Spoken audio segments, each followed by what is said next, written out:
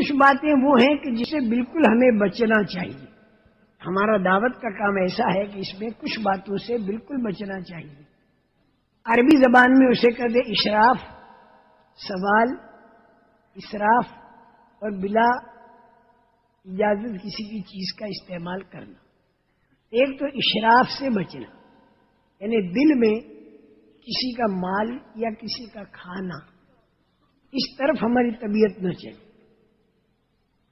دل میں اس کا خیال نہ آئے. اور دوسرے سوال یعنی مانگنا، اس سے بھی ہمیں بچنا ہے، مانگنے سے بھی بچنا ہے. اور مانگنے کے 3 طریقے ہیں. ایک تو قال سے یعنی زبان سے مانگنا، ایک حال سے، اور تیسرے چال سے. قال، حال اور چال.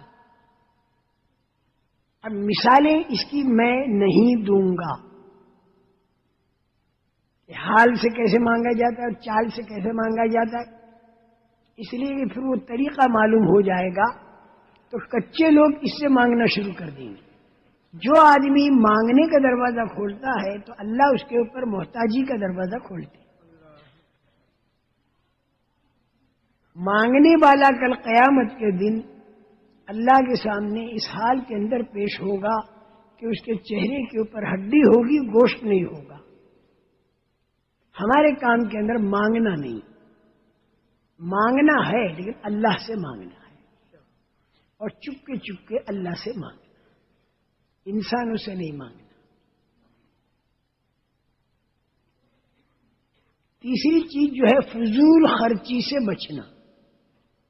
جماعتوں میں نکل کر سادگی کی عادت ڈالے، مجاہدے کی عادت ڈالے.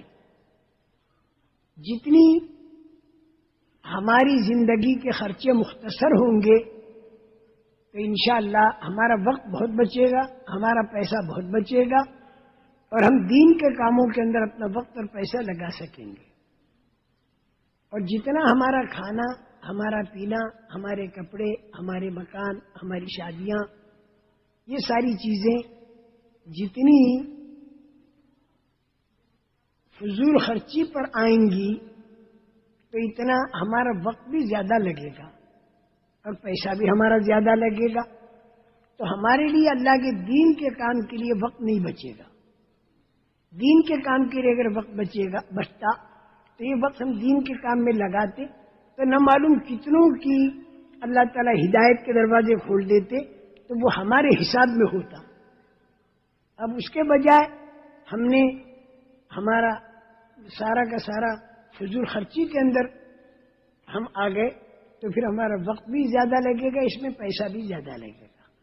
تو اس لیے جماعتوں میں پھر کر اور زندگی سادی بنانے کی کوشش کرنا، جماعتوں میں پھر کے. اور پھر اس کے بعد جب گھر پر تشریف لائیں تو گھر آنے کے بعد بھی گھر والوں کی زندگی بھی سادگی کی طرف لانا، دھیمے دھیمے سادگی کی طرف لانا. لیکن سادگی کی طرف خود بھی آنا اور گھر والوں کو بھی لانا، وہ دھیمے دھیمے لانا ہے، ایک دم سے نہیں لانا. اگر ایک دم سے تم سادگی کی طرف گھر والوں کو لاؤ گے اور ان کا ذہن نہیں بنا تو پھر آپس ہی کے اندر لڑائی جھگڑے ہونے کا خطرہ ہے. گھر والی اور بچوں کا ذہن دھیمے دھیمے بناؤ اور دھیمے دھیمے سادگی پر لاؤ، دھیمے دھیمے. اور اگر گھر والے اور تم سارے کے سارے سادگی پر آنے پر تیار ہو گئے تو بھی میں یہ مشورہ دوں گا کہ سادگی کی طرف ذرا دھیمے دھیمے آنا، اس طرح آنا کہ جو تم سے برداشت ہو سکے. کیونکہ اگر ایک دم سے سادگی پر تم آ گئے اور تم سے برداشت نہ ہوا اور طبیعت تمہاری خراب ہو گئی تو پھر کہیں خدا نخواستہ فرض جو ہیں یہ بھی چھوٹ نہ جائے. مطلب کہ جو کی روٹی رسول کریم صلی اللہ علیہ وسلم نے کھائی، اب جو کی روٹی پر سارے گھر والوں کو لائے اور زبردستی لائے، لیکن اب جو کی روٹی کھانے میں یہ ہوا کہ معدے اسے ہضم نہ کر سکے، بیماریاں آ گئی اور پھر آدمی کی فرض بھی جاتی رہی. تو ایسا نہیں ہونا چاہیے. ہم کہتے ہیں سادگی پر آنا، لیکن نیت کرو دھیمے دھیمے آنی شروع کرو تو اللہ کی ذات سے امید ہے کہ دھیمے دھیمے زندگیاں سادہ بنیں گی انشاءاللہ۔ یہ میں اس لیے احتیاط کی بات کہتا ہوں کہ بعض بہت ایک دم سے لانے کے فکر میں ہو جاتے ہیں، گھر میں لڑائی جھگڑے ہو جاتے ہیں، بعض مرتبہ پھر بیماریاں آ جاتی ہیں، برداشت ہے نہیں، لیکن پھر اس کا ریئیکشن یہ بھی نہ ہو کہ چلو مولوی صاحب نے تو اپنوں کی چھٹی دے دی ہے تو بھائی جیسے ہیں ویسے ہی رہو، نہ یہ نہیں، چھٹی بالکل نہیں۔ حضرت عمر کے زمانے میں مال بہت آیا لیکن اس کے باوجود زندگی بالکل سادہ رہی، جیسی پہلے سادہ تھی مال آنے سے پہلے، مال آنے کے بعد بھی سادہ رہی۔ ہر لائن میں زندگی سادہ رکھی حضرت عمر نے،